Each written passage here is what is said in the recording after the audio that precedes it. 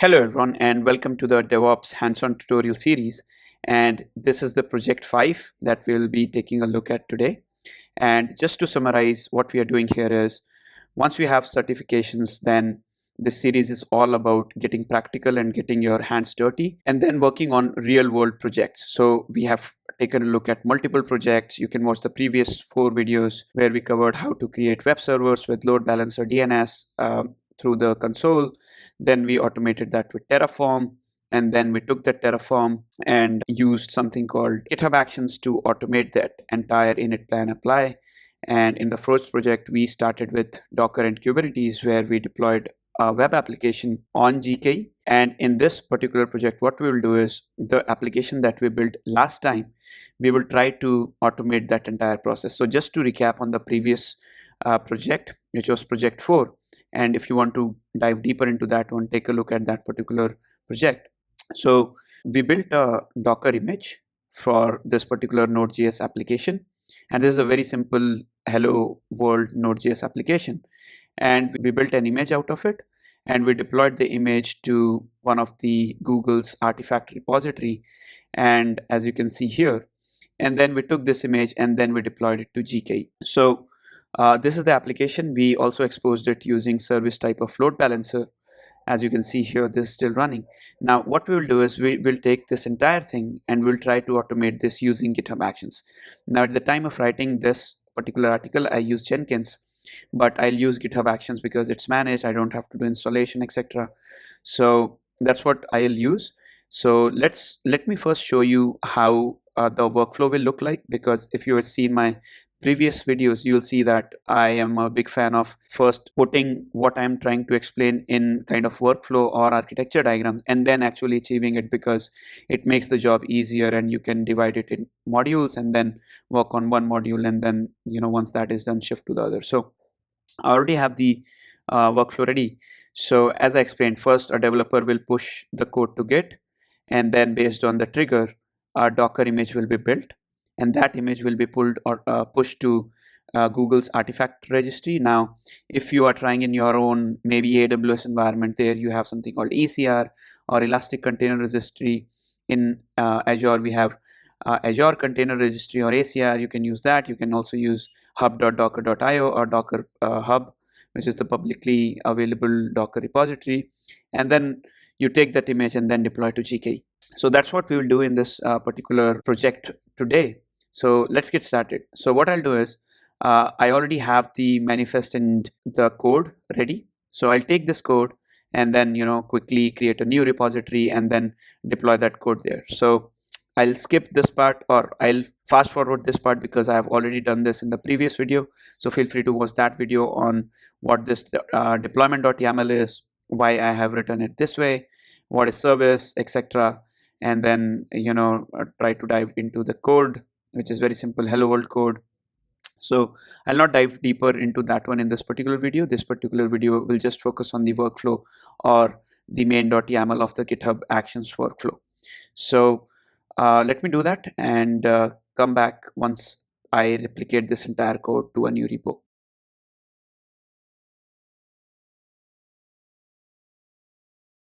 Okay, so now I have pushed all my files, and let me go here to my repo and then click refresh. You'll see that I have all the files here. Now let me walk you through the workflow now. So what I'll do is I'll go to my workstation here, and then I'll add a file called .github/workflows and then main.yaml. Now let me paste the code here and then walk you line by line of what that is doing. So what I've done here is this time the trigger is just main branch. But if you go to the project number 3, where we automated the entire Terraform CI/CD pipeline, you'll see that we had multiple triggers there. And whenever someone used to commit to main, they wouldn't be able to do that because we protected the main branch there. So they had to first create a pull request, and then a Terraform plan will run. And once anyone approves that, then it will be merged to main, then only the apply will run. But in this case, I wanted to keep things simple. But if you want to dive deeper into how to protect your branches, how to have the proper approval and review system, then do take a look at that particular project, which is project number 3. Now moving on, I've defined a couple of environment variables which I'll use below. So one is my project ID, which I'll set in as a GitHub secret. Then this is my GKE cluster name. I already have a GKE cluster created.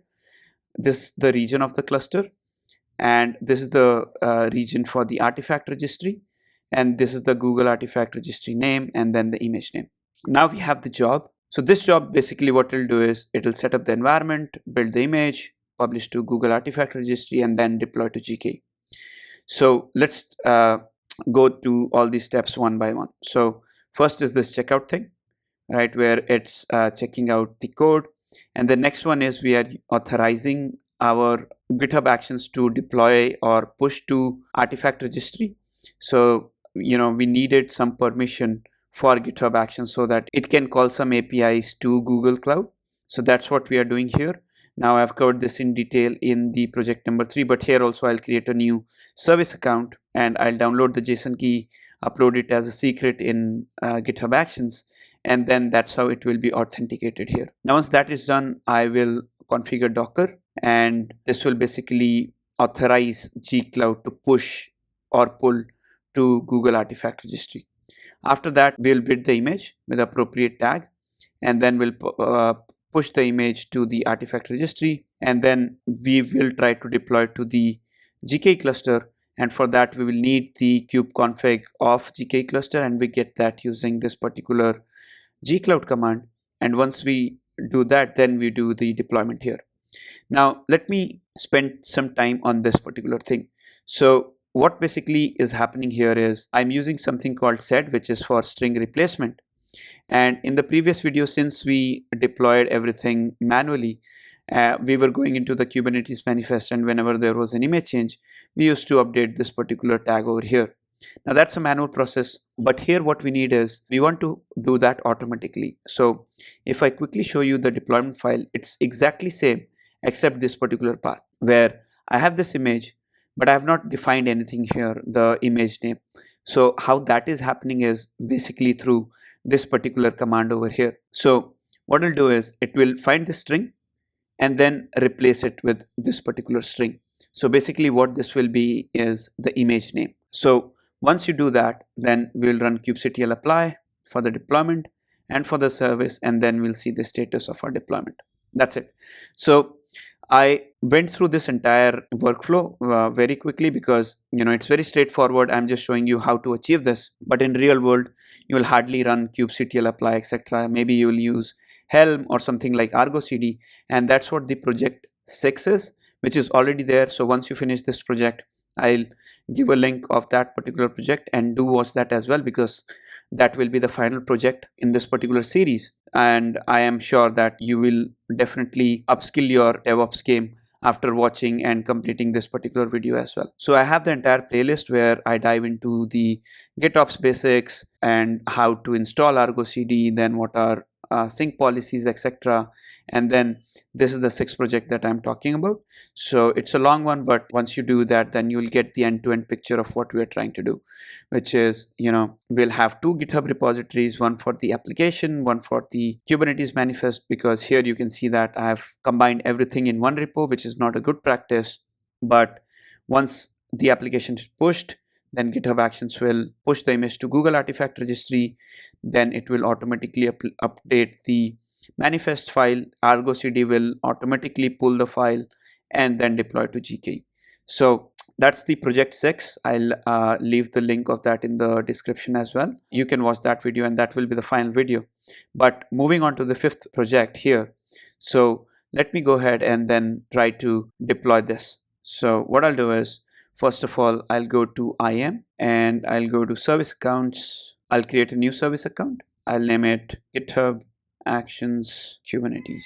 Create and continue. And I'll grant this some permission. And there's not a best practice then to grant editor access or something, but just to keep things simple, I'll grant this editor permission. And then I'll click on done. Now, once that is done, I will search for that particular service account, which is GitHub Actions Kubernetes. Go to keys and then add a key. Okay, so I've downloaded that key and I'll copy the contents of that. I'll go to my repo here, settings, and I'll go to secrets and variables, actions, new repository secret, and the repository secret name is GCP SA key. And let me check that again, GCP SA key. Nice. And I'll paste that thing here, add secret, and I have to add another secret called project ID, and I'll enter my project, which is the project that I'm using over here, Mando host project. Okay, so now we have the secrets in place. So what I'll do is we'll go ahead and then add the GitHub Actions file, and then we'll push it.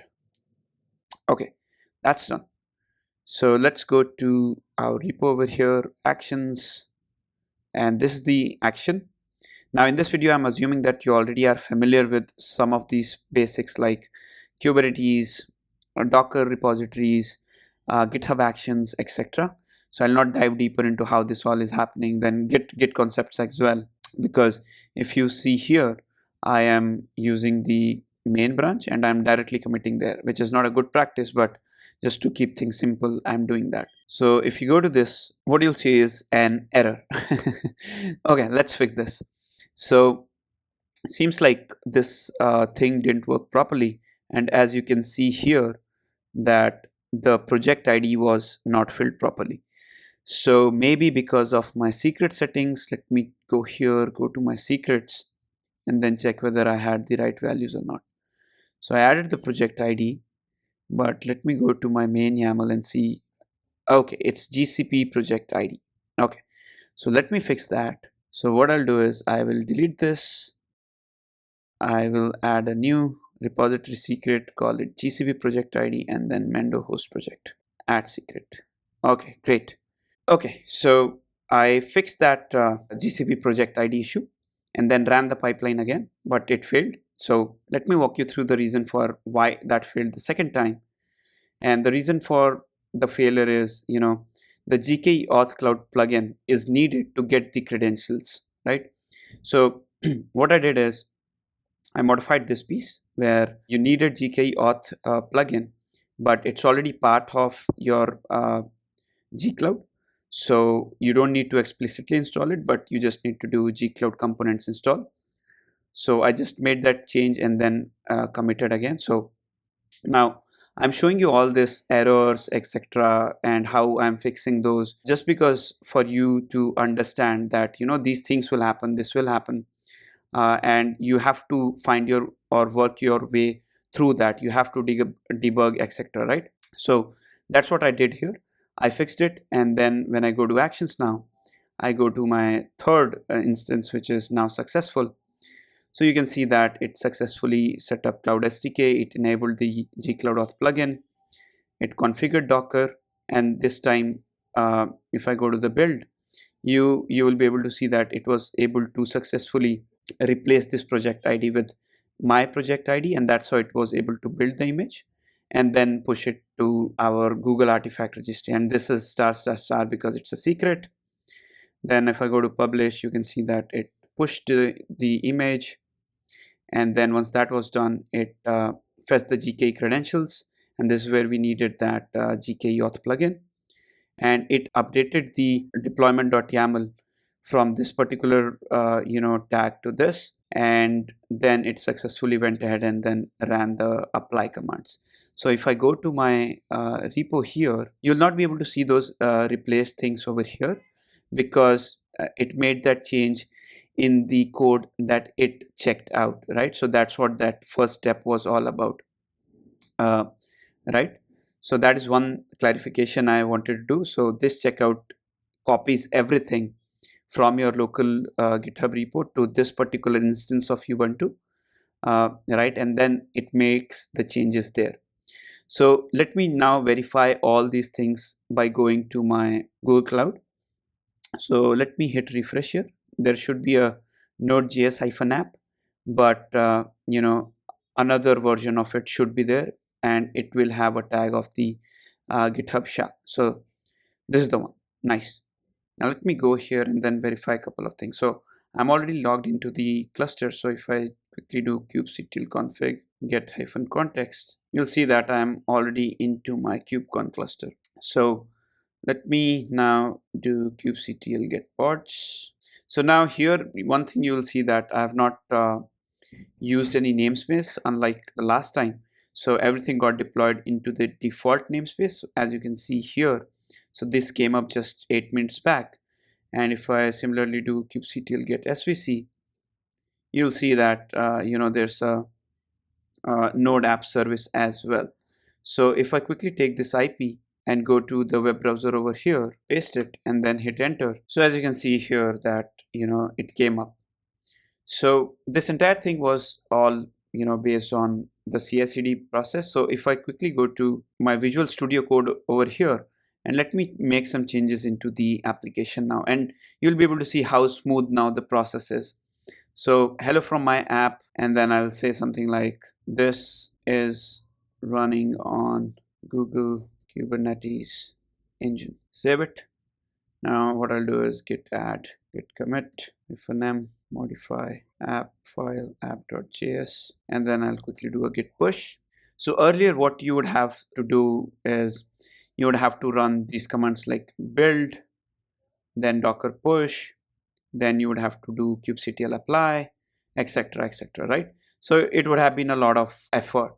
But if you go here, and if I go to actions again, you'll see that another job automatically came up, and then that is doing all that for us. So it's going ahead, setting up the environment, and then it is building the image, which is this step over here. And then after building the image, it will come to the publish step, which is running a docker push, and it is pushing the image, then it is going ahead and then deploying, right? So as you can see here that we only changed the image.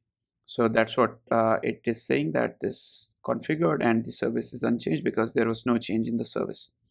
Now this was so fast. If I go here and then click on refresh, you'll see that hello from my app, this is running on GKE. Now this is the power of automation and CI/CD pipeline, and that's what this series was all about, where we took some idea, we did a small POC, we manually did something, and then we coded it a little bit and then built an entire CI/CD pipeline to automate all those manual commands that we were running. So in the case of Terraform, it was Terraform init, Terraform plan, Terraform apply. In the case of Docker and Kubernetes, it was Docker build, Docker tag, Docker push, and then a kubectl apply, etc., and then taking all those things and then automating using GitHub Actions. Now, as I mentioned earlier as well, that kubectl is not the right way to deploy things in production. That's why we have tools like Helm. Now, that's where the project 6 comes in, and I already briefly mentioned in the video. So this is your next project, and with that, I would just like to sign off this entire DevOps hands-on tutorial series. I hope you liked this series because, at least I loved building this entire series, because now you have something to look forward to beyond certification, where you can get your hands dirty, build stuff, break stuff, debug it, and then actually play with what real world scenarios that a day-to-day DevOps engineer goes through, right? So I hope you like this particular series. If you did, share it with your other DevOps aspirants or friends. And if you want to see more videos like this, then subscribe to this channel, hit the like button, and then connect with me on LinkedIn if you have any questions related to how to navigate this professional career, DevOps, cloud, tech in general, etc. Feel free to connect with me on LinkedIn. And that's it for now. Until then, you get to live, make the most out of it.